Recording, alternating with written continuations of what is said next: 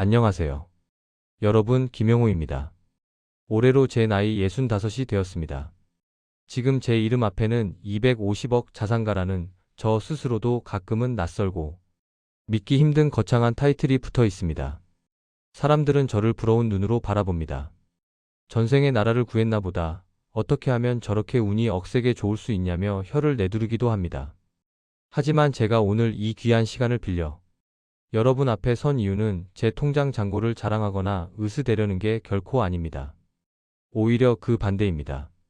불과 몇 년 전까지만 해도 보증금 한 푼 없는 월세 25만원짜리 반지하 방에서 눅눅한 곰팡이 냄새를 이불 삼아 덮고 내일 당장 길거리에 나앉을까봐 공포에 떨며 흐느끼던 한 노인의 처절했던 실패담. 그 부끄러운 민낯을 들려드리기 위해서입니다. 오늘 제 이야기는 평생 모은 퇴직금 4억을 허공에 날리고 다시 죽을 힘을 다해 80억을 벌었다가 오만함 때문에 단 3일 만에 65억을 잃어버린 그야말로 천국과 지옥, 아니 인간이 겪을 수 있는 가장 밑바닥과 가장 높은 곳을 수시로 오갔던 저의 생존 기록입니다. 혹시 지금 이 자리에 혹은 영상을 보시는 분들 중에 잘못된 투자 때문에, 빚 때문에, 혹은 감당할 수 없는 삶의 무게 때문에 죽고 싶다는 생각을 한 번이라도 해보신 분이 계신가요? 부디 제 이야기가 그분들에게 작은 위로가 되고 다시 일어설 수 있는 희망의 불씨가 되기를 간절히 바라는 마음으로 이야기를 시작하겠습니다. 저는 평생을 건설 현장에서 흙먼지 마시며 살았습니다. 35년. 말이 35년이지 강산이 3번 바뀌고도 반이 더 바뀌는 세월입니다. 한여름 땡볕 아래서 철근을 나를 땐 살가죽이 타 들어가는 것 같았고 한겨울 칼바람 맞으며 공구리를 칠 땐 손가락 마디마디가 끊어질 듯 시려왔습니다. 그래도 저는 그게 행복인 줄 알았습니다. 새벽별 보고 나가서 달 보고 들어오는 생활. 내 몸땀 흘려번 돈만이 진짜 내 돈이라고 믿었던 저는 그런 우직하고 미련한 사람이었습니다. 그렇게 안 입고 안 먹고 악착같이 모은 돈이 퇴직금 포함해서 딱 4억 원이었습니다. 그 돈은 제게 단순한 화폐가 아니었습니다. 제 젊음이었고 제 관절이었고 제 35년 인생 그 자체였습니다. 이 돈이면 우리 부부 남은 인생 굶지는 않고 살다 갈 수 있겠지. 그 소박한 꿈 하나가 제 전부였습니다. 그런데 막상 은퇴를 하고 나니 현실은 제 생각과는 너무 달랐습니다. 매달 1일이면 어김없이 들어오던 월급이 딱 끊기니 마치 산소 호흡기가 떼어진 것처럼 숨이 턱 막히더군요. 은행 이자는 쥐꼬리만 한데 물가는 하루가 다르게 치솟습니다. 친구 녀석 아들 결혼식 축의금 내는 것조차 손이 벌벌 떨렸습니다. 이 돈으로 100세 시대까지 버틸 수 있을까? 아내가 아프기라도 하면? 내가 암이라도 걸리면? 매일 밤 천장을 보며 불안에 떨었습니다. 그러다 우연히 나간 등산 모임에서 최 부장이라는 사람을 만났습니다. 그 만남이 제 인생을 송두리째 흔들어 놓을 줄은 꿈에도 몰랐죠. 증권사 임원 출신이라면서 말끔한 이탈리아제 양복에 번쩍이는 외제차를 타고 나타난 그는 입만 열면 온갖 화려한 경제 용어와 무용담을 쏟아냈습니다. 평생 삽질만 하던 제 눈에는 그 사람이 마치 자본주의의 정점에 선 금융의 신처럼 보였습니다. 어느 날 뒤풀이 자리에서 최 부장이 은밀하게 제 옆자리에 앉아 술잔을 채우며 속삭였습니다. 김 선생님, 이건 진짜 형님한테만 드리는 특급 정보입니다. 요즘 누가 은행에 돈을 썩힙니까? 바보나 하는 짓이죠. 제가 관리하는 세력이 붙은 종목이 하나 있어요. 바이오 신약 관련주인데 이번에 임상 3상만 통과하면 기사 터지고 점상으로 날아갑니다. 10배는 기본입니다. 10배요. 4억 넣으면 40억 되는 거 순식간입니다. 그 두 글자가 제 내리에 박히는 순간 저는 이성을 잃었습니다. 심장이 쿵쾅거려 술잔을 든 손이 떨렸습니다. 40억? 40억이면 강남의 아파트도 사고 자식들 집 한 채씩 해주고 남은 인생 황제처럼 살 수 있잖아? 평생 안전만 추구하던 제가 순식간에 탐욕이라는 괴물에게 영혼을 팔아버린 겁니다. 아내 몰래 제 인생이 담긴 퇴직금 4억 원을 몽땅 단 한 푼도 남기지 않고 그 주식에 털어 넣었습니다. 그 후로 저는 사람이 아니었습니다. 밥을 먹어도 모래알을 씹는 것 같았고 잠을 자도 가위에 눌렸습니다. 오직 주식창만 들여다봤습니다. 빨간불이 들어오면 세상을 다 가진 왕이 된 것 같았고 파란불이 들어오면 지옥불에 떨어진 죄인처럼 식은땀을 흘렸습니다. 하지만 그 헛된 꿈은 그리 오래가지 않았습니다. 딱 10개월. 10개월 만에 뉴스 속보가 떴습니다. 그 회사의 임상 결과는 조작이었고 대표는 횡령 혐의로 구속됐다는 뉴스였습니다. 상장 폐지, 거래 정지. 알고 보니 작전 세력이 주가를 띄워 개미들에게 물량을 떠넘긴 전형적인 사기극에 제가 당한 겁니다. 하늘이 무너진다는 표현 들어보셨죠?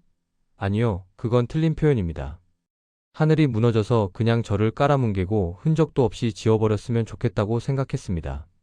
하루아침에 제 노후 자금 4억 원이 제 35년 인생이 휴지 조각이 됐습니다. 아니, 휴지는 닦을 수나 있죠. 이건 사이버머니처럼 그냥 증발해버린 겁니다. 그 충격으로 아내는 이혼 서류를 내밀고 떠났습니다. 당신 같은 사람하고는 더 이상 무서워서 못 살겠어. 평생 땀 흘려 일한 대가가 고작 도박판에 돈 날리는 거야? 당신은 가장 자격도 없어. 아내의 마지막 말이 비수가 되어 제 가슴을 후벼 팠습니다. 잡을 수도 없었습니다. 제가 무슨 낯짝으로 찾겠습니까? 저는 쫓겨나다시피 해서 보증금도 없는 월세, 25만 원짜리 빚 한 줌 안 들어오는 반지하 단칸방으로 기어 들어갔습니다. 수중에 남은 돈은 단돈 300만 원. 59살에 저는 철저하게 혼자가 되었고 완벽한 빈털터리가 되었습니다. 반지하 방의 그 습하고 역겨운 곰팡이 냄새가 아직도 코끝에 생생합니다. 장마철에 비만 오면 벽지 사이로 시커먼 물이 새어 들어왔고 밤이면 내 얼굴 위로 바퀴벌레가 기어다녔습니다. 편의점 폐기 도시락으로 끼니를 때우며 밤마다 소주를 들이켰습니다. 술에 취해 울고 울다가 지쳐 잠들고 눈을 뜨면 왜 내가 아직 살아있나를 원망했습니다. 내 욕심이 내 인생을 망쳤구나. 자괴감에 차라리 혀를 깨물고 죽어버리는 게 낫겠다는 생각뿐이었습니다. 그렇게 몇 달을 폐인처럼 지내다 어느 날 문득 화장실 거울 속에 비친 제 모습을 봤습니다. 덥수룩한 수염에 떡진 머리, 초점 없는 캥한 눈동자. 59이 아니라 89은 되어 보이는 흉측한 늙은이가 거기에 있더군요. 순간 머리를 망치로 맞은 듯 정신이 번쩍 들었습니다. 김영호, 너 이렇게 살다 죽을래? 내가 그렇게 억울해하던 그 4억, 내가 공부 안 하고 욕심 부려서 날린 거잖아. 세상 탓하지 마라. 내 손으로 망친 인생, 내 손으로 다시 일으켜 세우자. 적어도 내 자신에게 부끄럽지 않은 모습으로 죽자. 그날부터 저는 사람이기를 포기하고 투자 기계가 되기로 결심했습니다. 매일 아침 눈을 뜨면 도서관으로 출근했습니다. 도시락 쌀 돈이 없어서 1,000원짜리 김밥 한 줄을 입에 물고 주식 관련 책이란 책은 모조리 읽어치웠습니다. 차트 분석, 기업 재무제표, 거시경제. 처음엔 외계어 같던 용어들과 씨름하며 밤을 새우기 일쑤였습니다.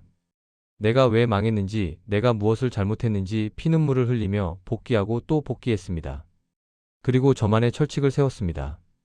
피로 쓴 교훈, 이름하여 334 법칙. 첫째, 어떤 종목이든 내 전 재산의 30% 이상은 절대 투자하지 않는다. 몰빵은 곧 파멸이라는 걸 뼈저리게 경험했으니까요. 리스크 분산만이 살 길이었습니다. 둘째, 수익률이 30%에 도달하면 뒤도 돌아보지 않고 절반은 무조건 판다. 더 오를 것 같아도 상한가를 갈 것 같아도 무조건 팝니다. 이건 제 안의 탐욕이라는 괴물을 제어하기 위한 안전벨트였습니다. 셋째, 어떤 상황에서도 현금 비중은 항상 40%를 유지한다. 폭락장이 왔을 때를 대비한 총알이자 제 멘탈을 지켜줄 최후의 보루였습니다. 낡은 대학 노트에 매매 일지를 써가며 이 원칙을 로봇처럼 지켰습니다. 처음엔 수익이 너무 적어서 미칠 것 같았습니다. 300만 원으로 10% 벌어봤자 30만 원입니다. 이거 모아서 언제 4억 만드나 하는 조바심이 매일 저를 괴롭혔습니다.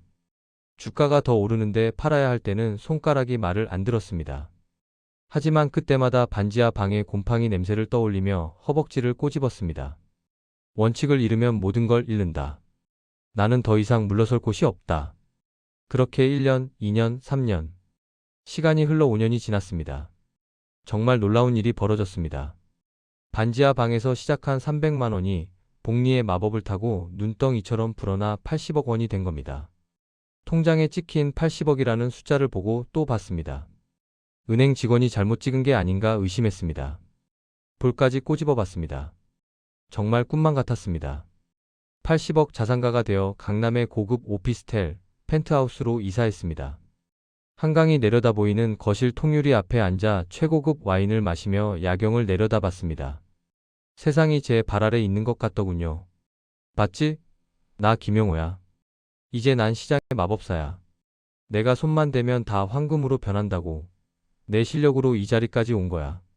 성공에 취해 저는 다시 오만해지기 시작했습니다. 개구리가 올챙이 쩍 생각 못한다더니 반지하 방에서의 처절했던 다짐은 온데간데 없이 사라졌습니다.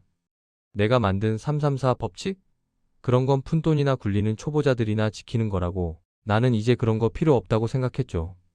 이번엔 다르다. 이번엔 진짜 대박이다라는 확신 속에 신규 상장하는 초대형 IT 기업에 눈독을 들였습니다. 이번엔 10배가 아니라 100배를 꿈꿨습니다. 심지어 증권사에서 돈까지 빌려 소위 말하는 레버리지까지 써서 80억 원을 몽땅 그 주식에 올인했습니다. 제 돈 80억에 빌린 돈까지 합쳐 수백억을 베팅한 겁니다. 한 방에 200억, 300억 가자. 강남 빌딩 하나 통으로 사자. 제 눈에는 돈밖에 보이지 않았습니다. 하지만 시장은 냉혹했습니다. 오만한 저를 비웃기라도 하듯 매수하자마자 예상치 못한 글로벌 악재가 터지면서 주가가 폭락하기 시작했습니다. 하루에 10%, 20%씩 빠지는데 눈앞이 캄캄하고 숨이 안 쉬어지더군요. 레버리지를 썼으니 하락폭은 2배, 3배로 다가왔습니다. 증권사에서는 담보 부족하다고 난리가 났고 제발 조금만 기다려달라고 전화기를 붙들고 사정했지만 소용없었습니다. 결국 저는 반대 매매까지 당하며 주식을 헐값에 강제로 팔아야 했습니다. 단 3일이었습니다. 80억 원이 15억 원으로 쪼그라드는데 걸린 시간이요. 65억 원이 순식간에 증발해버린 겁니다. 강남 오피스텔 거실 바닥에 주저앉아 저는 어린애처럼 엉엉 울었습니다. 고급 와인잔을 집어던지며 울부짖었습니다. 반지하 방에서 보낸 그 처절했던 5년의 세월이 주마등처럼 스쳐 지나갔습니다. 김밥 한 줄로 버티며 허벅지를 꼬집으며 지켜온 내 돈. 내 손으로 쌓아 올린 공든 탑을 내 욕심이, 내 오만이 무너뜨린 그 참담한 심정. 겪어보지 않은 사람은 모릅니다. 두 번째 파산 위기 앞에서 저는 비로소 뼈저리게 깨달았습니다. 나는 시장의 마법사가 아니었구나. 그저 운이 좋았을 뿐인데, 시장이 좋을 때 파도를 잘 탔을 뿐인데 그걸 내 실력이라고 착각했구나. 원칙을 버리는 순간, 탐욕에 눈이 머는 순간 시장은 나를 파멸로 이끄는구나. 강남 오피스텔을 정리하고 다시 예전 그 동네 근처의 작은 빌라로 이사했습니다. 짐을 정리하다가 이삿짐 구석에 처박혀 있던 너덜너덜해진 반지하 매매 일지 노트를 발견했습니다. 곰팡이 냄새가 배어있는 그 누런 노트를 한 장 한 장 넘기며 저는 다시 뜨거운 눈물을 흘렸습니다. 그 노트 속에 저의 초심이, 저의 간절함이, 그리고 제가 잊고 있었던 334 법칙이 고스란히 담겨 있었습니다. 다시는 시장을 이기려 하지 않겠다고, 내 욕심에 속지 않겠다고 거울 속에 늙은 저를 보며 다짐하고 또 다짐했습니다. 남은 15억 원을 가지고 다시 처음부터 시작했습니다. 철저하게 334 법칙을 재적용했죠. 어떤 유혹이 와도 옆에서 누가 몇 배를 벌었다고 자랑해도 저는 귀를 닫고 기계처럼 원칙을 지켰습니다. 대박을 쫓는 대신 잃지 않는 투자를 했습니다. 욕심을 버리고 원칙을 지킨 결과 제 자산은 현재 250억 원에 달하게 되었습니다. 하지만 저는 여전히 작은 빌라에 살며 매일 아침 도서관으로 출근합니다. 낡은 점퍼를 입고 공원 벤치에 앉아 김밥으로 점심을 때우기도 하죠. 제 차는 10년 된 국산 차입니다. 사람들은 저더러 그 많은 돈을 두고 왜 그렇게 궁상맞게 사느냐, 돈 벌어서 뭐 하려고 그러느냐고 묻습니다. 하지만 저는 압니다. 제가 가진 이 돈은 제 실력이 아니라 시장이 그리고 운명이 제게 잠시 맡겨둔 것일 뿐이라는 걸요. 그리고 원칙을 잃는 순간, 겸손을 잃는 순간 이 모든 것이 또다시 신기루처럼 사라질 수 있다는 걸요. 저는 돈을 지키는 것이 아니라 제 삶의 태도를 지키고 있는 것입니다.